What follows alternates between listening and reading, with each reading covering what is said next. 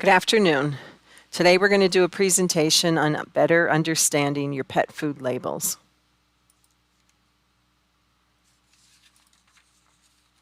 The objectives of this presentation are to help the pet owners understand what a pet food label really is saying, the rules for naming pet food, significance of the product name, how to determine the main ingredients, and to understand what a nutritional adequacy statement is and how to use it. I'm Liz Domday. My research of commercial pet foods began in the early 2000s, and I soon found myself answering questions from many pet owners. This inspired me to pursue certification in pet nutrition and many other certifications related to overall pet care as listed here. I've been a pet lover my entire life.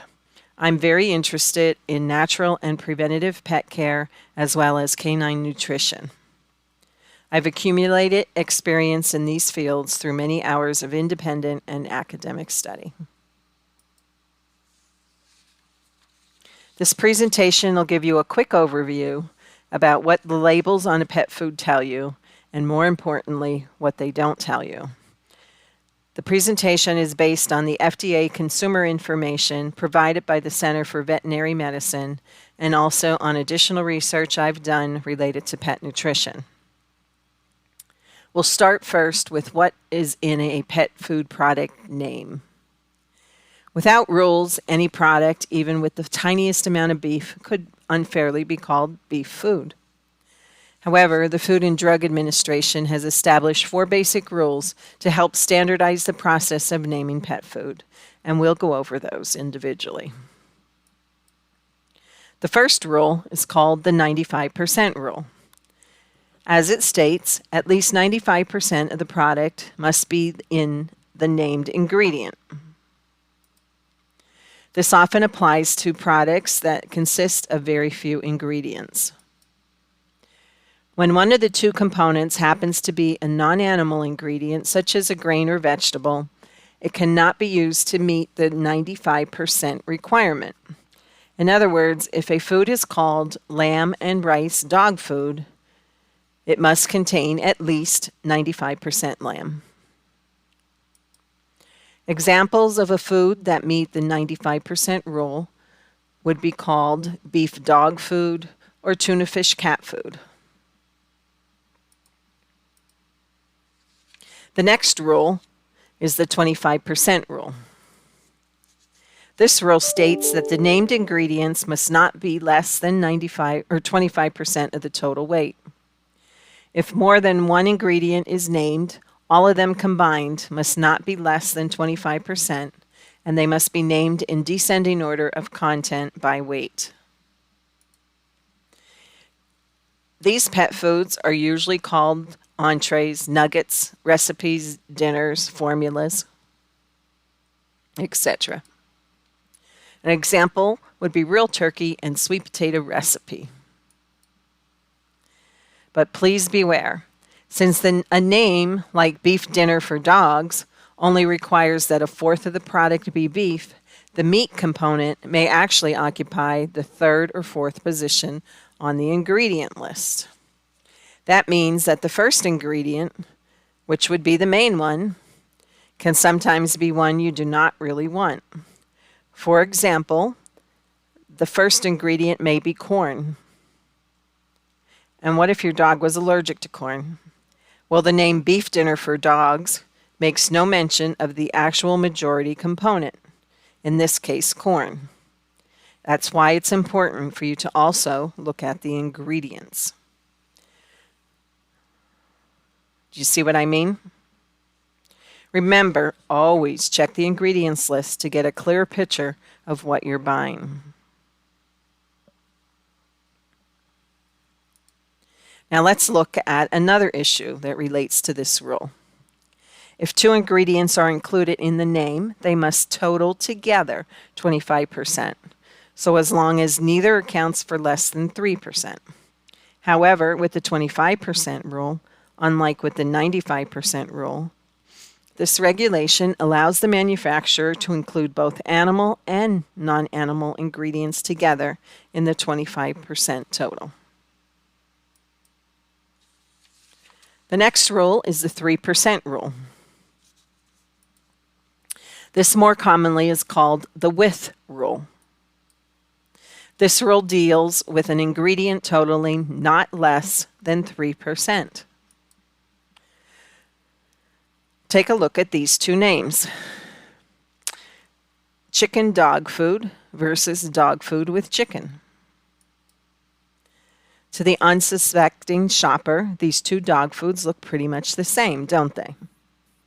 But I can tell you the chicken dog food contains at least 95% chicken, whereas the dog food with chicken has only 3%.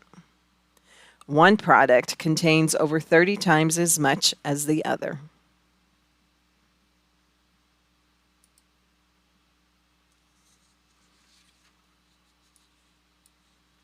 It's a big difference, wouldn't you say? And that's just important that you not only look at the name of the food, but you also look at the ingredients.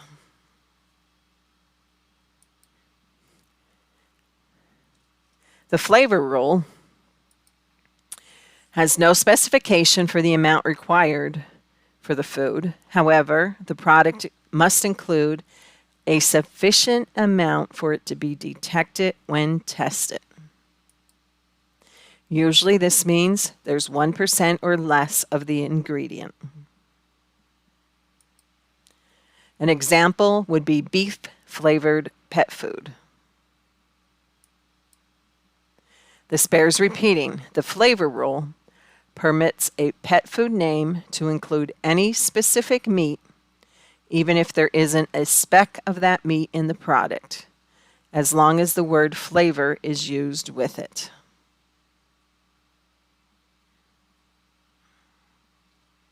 Well, I think it's fair to say that any product named using one of these two FDA regulations, the 3% rule or the flavor rule, would probably never qualify as a high meat protein pet food. What do you think? The bottom line, the flavor rule's an easy way to avoid low meat content pet foods. So now that we know the rules, let's move on to steps to help you identify better products.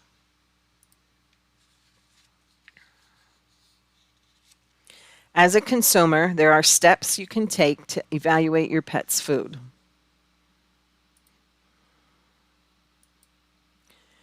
The first step would be determine the main ingredients of the food.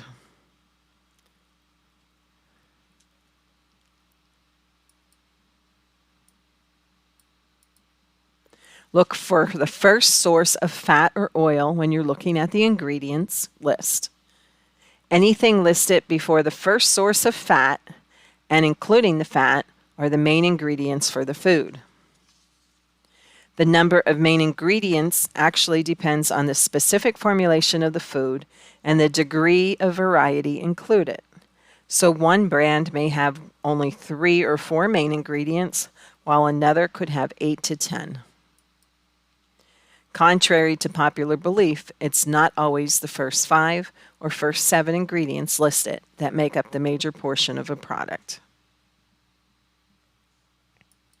The second step is evaluate the quality of the ingredients and the amount used. Sadly, this is easier said than done due to the ambiguous names of many ingredients. You'll have to do your homework and determine which manufacturers you trust. As a consumer, you have no way of knowing how much of an ingredient is really in the food, or whether a manufacturer uses a good or poor quality ingredient. AAFCO, which is the Association of American Feed Control Officials, regulates the body for the feed industry. They do not permit statements in regard to quality of ingredients on pet food labels.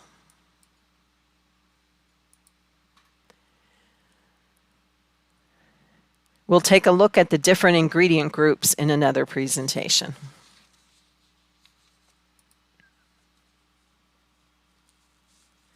Understanding the ingredient list. This can be very confusing, just as this little cat here says, this is so confusing. I just want good, healthy food. The ingredients will be listed in the order of predominance by weight. This refers to the weight being for processing. This is important to know when you're comparing products with different moisture content. Even in dry foods, this can be a difference of 4%, or even more if dry and semi-moist kibble are mixed in the same bag. This is really important to know when looking for ingredients that may not necessarily be harmful, but should only be present in small amounts in a quality product, such as beef pulp, corn gluten meal, etc.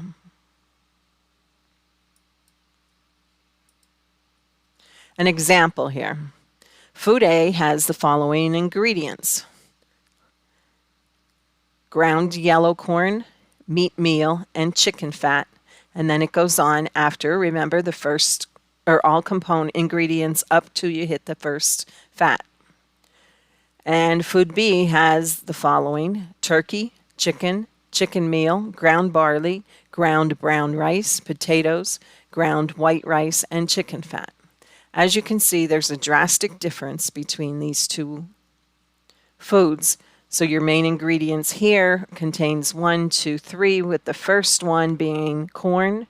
And in food B, you have 1, 2, 3, 4, 5, 6, 7, 8 main ingredients, with the first 2, 3 being protein sources: turkey, chicken, and chicken meal.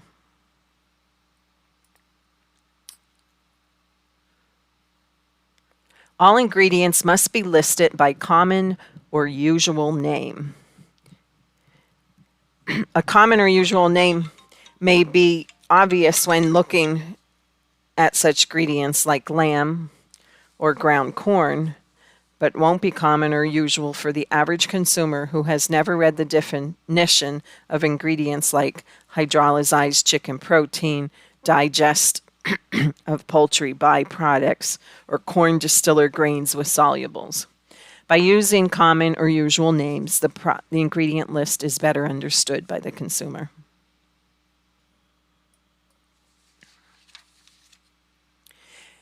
Guaranteed analysis. At minimum, a pet food label must state guarantees for the following. The first is a minimum percentages of crude protein and crude fat, and second, maximum percentages of crude fiber and moisture. The term crude refers to the specific method of testing the product, not the quality of the nutrient itself. Crude means the content, regardless of quality or digestibility, leaving you without any means to determine the quality of the product from this analysis. Therefore, a chunk of meat and a handful of ground up feathers are both sources of protein. Chicken fat and discarded restaurant grease both provide fat. Which would you rather pay for? But more important, which would you rather feed your dog day in and day out? While fats are the main source of energy in a dog food, they also supply essential fatty acids, prevent dehydration, and serve as carriers for fat-soluble vitamins. Chicken fat, sunflower oil, various cold water fish oils, and flaxseed oil are rich in nutrients, while cheaper ingredients like animal fat, beef tallow, and lard lack significant and balanced amounts and are often questionable quality. However, those are often very palatable to your dogs, who will love the taste.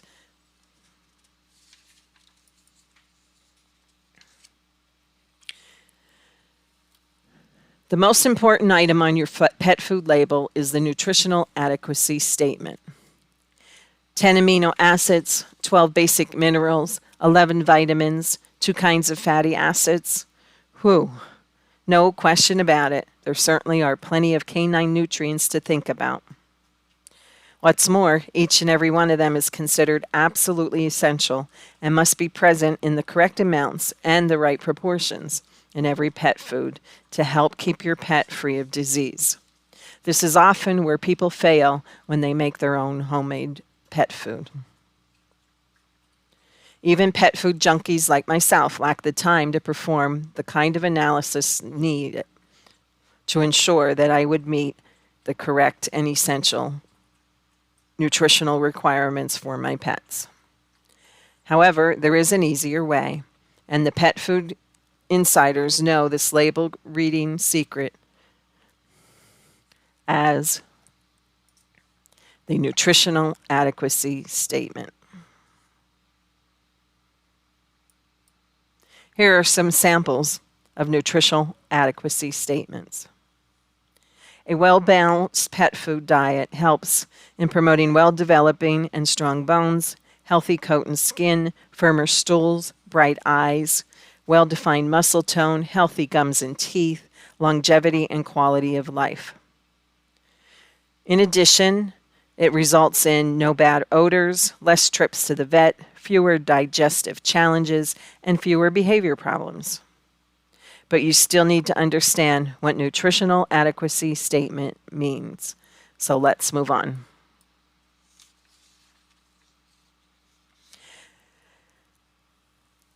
The pet food industry defines a nutritionally complete product as one that can be fed to a pet as a sole ration.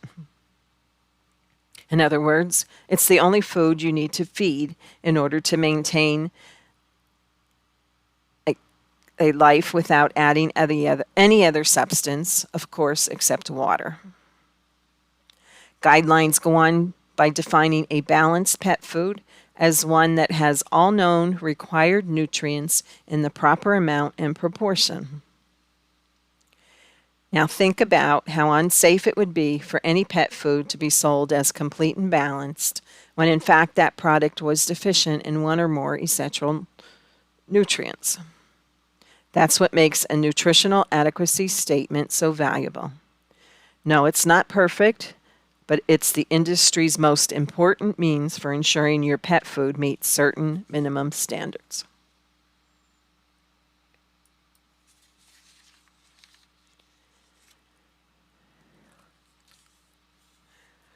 According to the Association of American Fed Control officials, in order for any pet food company to print the words complete and balanced on the package, pet foods must meet standards, usually including words like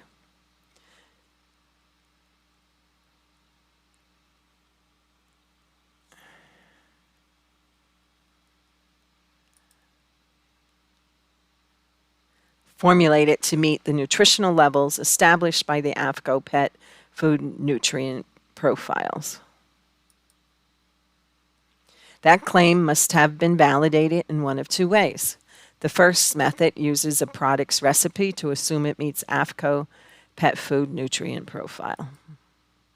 The second method not only meets the AAFCO profile, but also verifies nutritional adequacy by conducting actual feeding trials with pets. This type of adequacy statement will probably look something like this. Animal feeding test using AAFCO procedures substantiate that the named product provides a complete and balanced nutrition.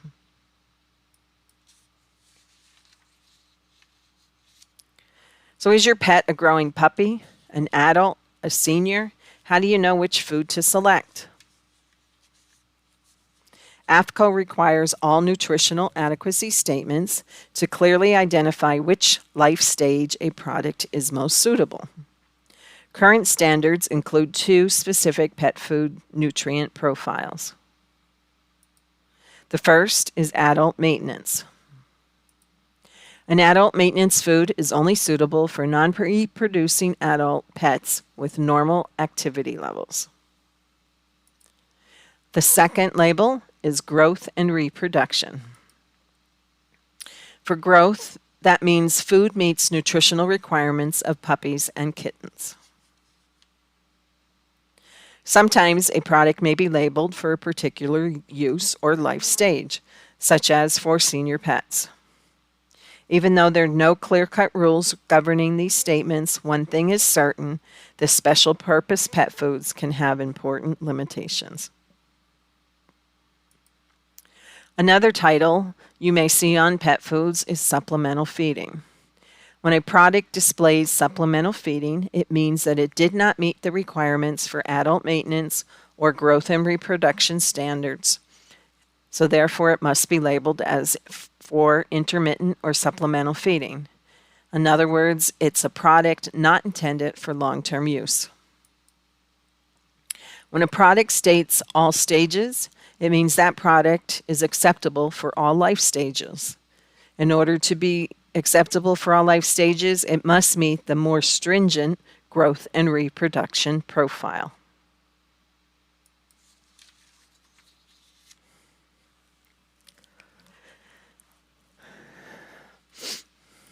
The bottom line regarding nutritional adequacy statements, they save you time. Provides a level of assurance the food that you're purchasing meets important dietary standards. However, it's not always easy to find. They can be located virtually anywhere on the package. If you can't find the statement, or if the statement itself does not declare the product complete, balanced, and appropriate for your pet's life stage, leave it on the shelf. Please do not buy it. Once you know what it is and where to find it, you can use this simple shortcut to instantly screen any pet food for the proper vitamin and mineral content. That concludes today's presentation. There will be several other presentations coming up related to pet nutrition. One later today at 8 p.m. This is Eastern Time. The presentation will be on feeding guidelines to help you determine how much you should be feeding your pet. Sunday at 11 Eastern Time, I will be doing a presentation on what to stay away from in your pet's food. And again, at 2 p.m., I'll do a presentation on what you want in your pet's food. Those three presentations will be a little bit shorter as they are not as detailed. I hope you'll join me for these presentations. Anyone have any questions?